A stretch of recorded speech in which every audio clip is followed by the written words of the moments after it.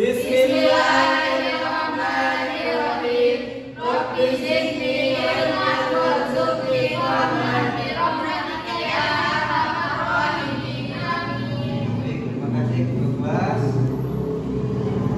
Bapak di sini mengajar tentang pelajaran SKI yang berjudul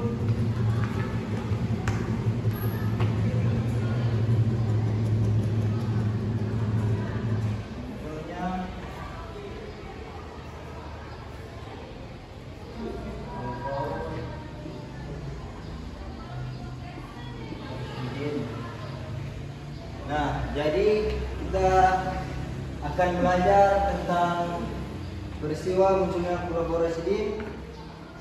Nah, tujuan pembelajaran kali ini siswa mampu menjelaskan pengertian Khulafaur Rasyidin dan siswa mampu menganalisis peristiwa munculnya Khulafaur Rasyidin. Pokok-pokok pembahasannya yang pertama itu adalah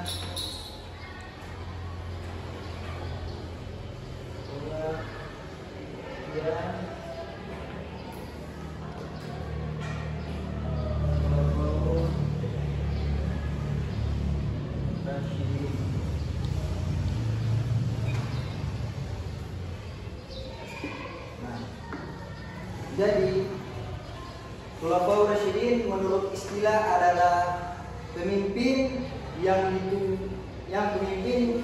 yang menggantikan perjuangan Nabi Muhammad sallallahu alaihi wasallam.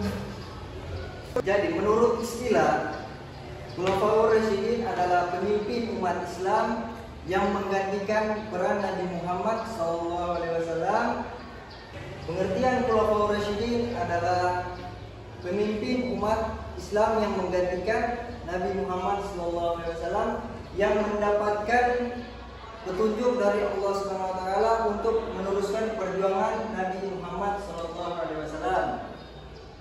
Nah, adik-adik tahu apa saja sahabat yang menggantikan Nabi Muhammad SAW? Ada yang tahu enggak? Tahu. Yang pertama siapa? Abu Bakar As-Siddiq. Abu Bakar As-Siddiq. Bakar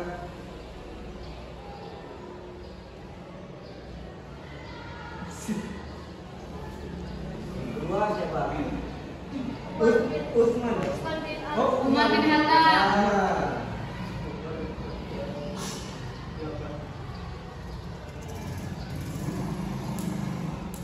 Yang ketiga siapa? Utsman bin Affan. Utsman bin Affan radhiyallahu anhu.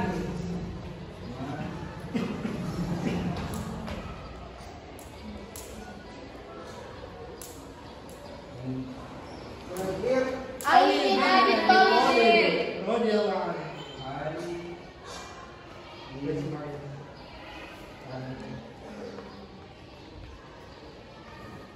Nah, inilah 4 pengganti Nabi Muhammad SAW. Nah, kita masuk di pembahasan kedua.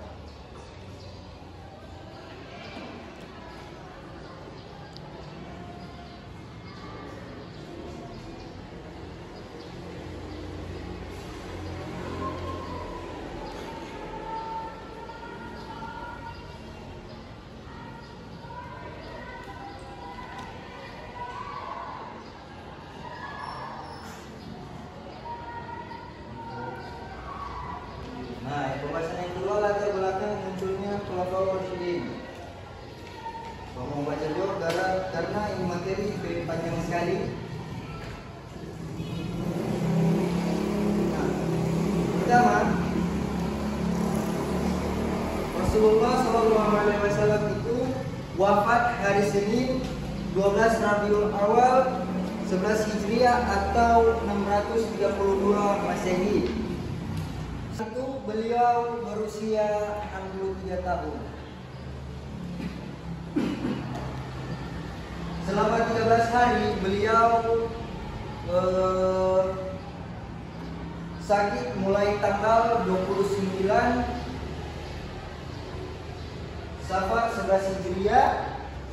Pada hari itu Rasulullah SAW menghadiri proses pemakaman salah satu sahabat di pemakaman Baqi.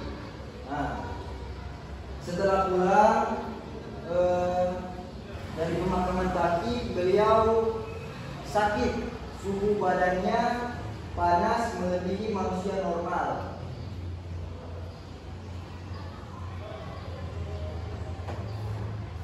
Kondisi kesehatan Rasulullah semakin hari semakin lemah. 4 hari menjelang wafat, beliau sudah tidak mampu untuk menjadi imam sholat 5 waktu, dan Abu Bakar As-Siddiq ditunjuk untuk menggantikannya.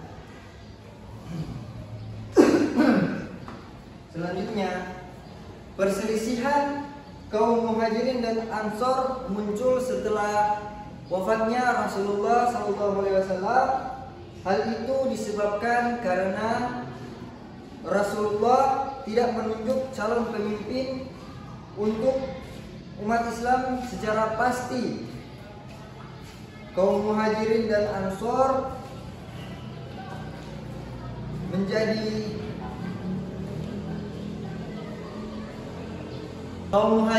Ansor adalah dua kelompok yang merasa paling berhak untuk menggantikan kepemimpinan umat Islam setelah wafatnya Rasulullah SAW.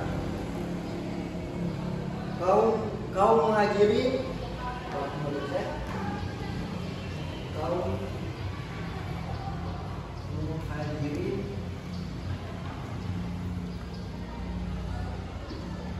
mengajukan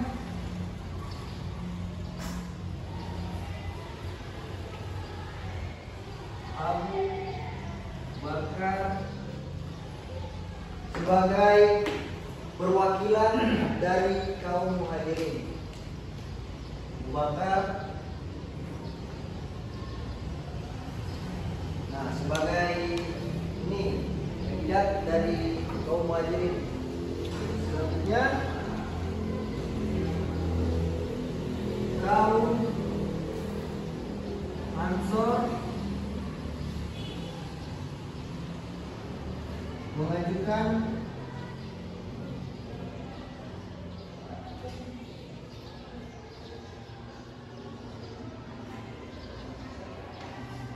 Sa'ad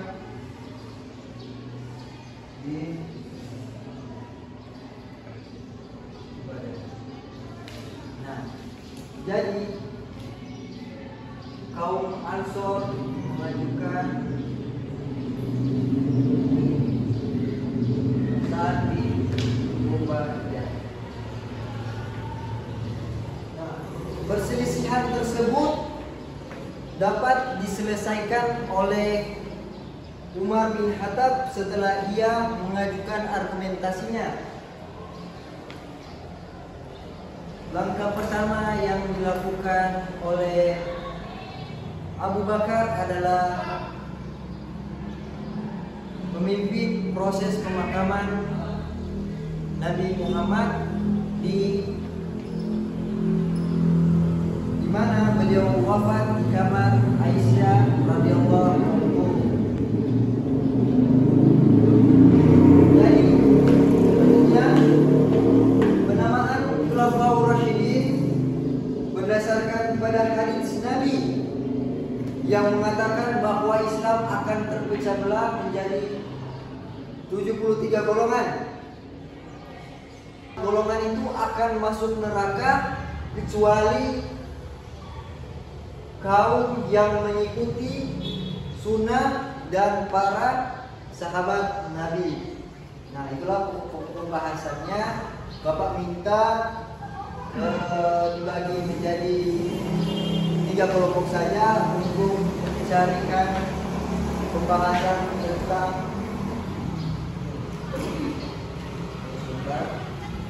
dari tugas bagi kelompok ini adalah untuk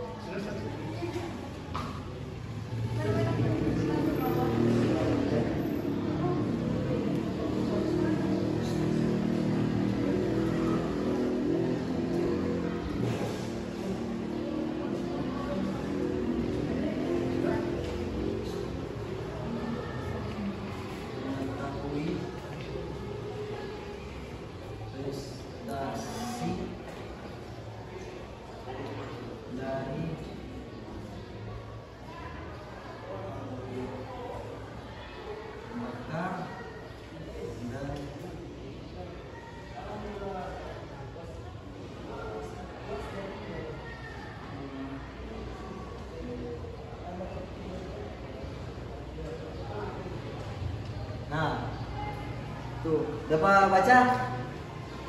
Dapat baca tuh? Iya. Kalian search di internet atau di artikel atau enggak Bapak kirim ini materi dan tuh.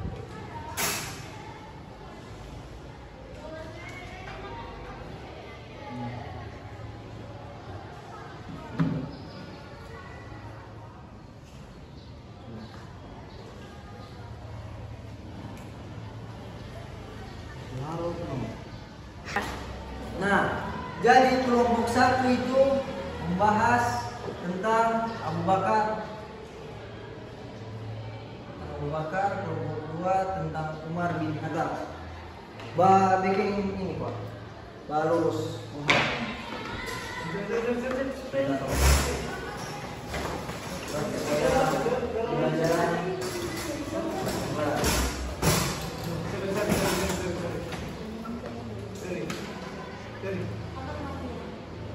Umar bin Khattab.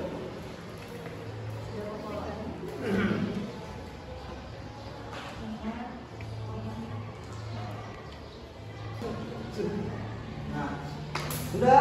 Sudah. Nah, Bapak minta perwakilan dari salah satu kelompok yang mempresentasikan hasil diskusi kalian. Itu tentang mengetahui prestasi dari Pak Tommy Koko sudah. ini Umar yang bin Khattab. Umar bin Khattab. Yang pertama dulu dari Abu Bakar supaya dia kita susun bagus-bagus lah, dapat tahu dari awal.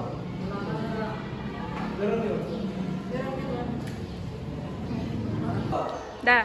Nah, dipersilakan kepada kelompok 1 membahas tentang prestasi apa yang didapatkan oleh Abu Bakar. Yang pertama itu menggantikan kekhalifahan setelah Rasulullah SAW. Kemudian kedua itu mengumpulkan dan menyusun Al-Quran. Yang ketiga itu mengembangkan wilayah Islam. Keempat mengangkat budaya musyawarah. Dan kelima membangun sistem pemerintahan yang tertib. Keenam mendirikan Baitul Mal. Sudah. Ya, terima kasih kepada kelompok 1. Kelompok 2 membahas tentang Umar bin Khattab. Prestasi yang diraih Umar bin Khattab selama menjadi khalifah yaitu yang pertama adalah ekspansi wilayah Islam, yaitu memperluas wilayah termasuk sampai ke Persia, Mesir, Syam, dan negeri-negeri yang ada di Jazirah Arab lainnya. Kemudian administrasi pemerintahan, Umar membentuk struktur pemerintahan yang rapi termasuk sistem diwan yaitu catatan administrasi militer dan keuangan. Kemudian pengembangan wilayah serta penunjukan gubernur yang bertanggung jawab langsung kepada khalifah. Kemudian yang ketiga adalah pencatatan kalender Hijriah. Jadi kalender Hijriah itu dibuat pada masa pemerintahan Umar bin Khattab. Kemudian yang keempat adalah kesejahteraan sosial, yaitu Umar memperhatikan rakyat kecil dengan membentuk lembaga seperti badan sosial, kemudian memberikan tunjangan kepada fakir miskin, anak yatim, dan lansia. Kemudian selain itu juga dibentuk sistem peradilan dengan pengangkatan hakim yang bertugas menegakkan keadilan berdasarkan syariat Islam. Kemudian militer profesional, Umar menyusun sistem militer tetap dan profesional dengan gaji rutin dan catatan administrasi. Kemudian yang terakhir ada kebijakan toleransi beragama. Di wilayah non-muslim, Umar menerapkan kebijakan perlindungan terhadap ahli kitab. Baik, terima kasih kepada kelompok 2. Nah, itulah pembahasan kita mengenai munculnya Khulafaur Rasyidin. Adik-adik semangat itu? Nanti. Mau latihan atau belum? Betul. Nah, baik, itu saja pembahasan kita pada siang hari ini. Akhirul kalam, sebelum menutup kita mengucapkan hamdalah. Alhamdulillahirabbil alamin. Baik. Wassalamualaikum warahmatullahi wabarakatuh.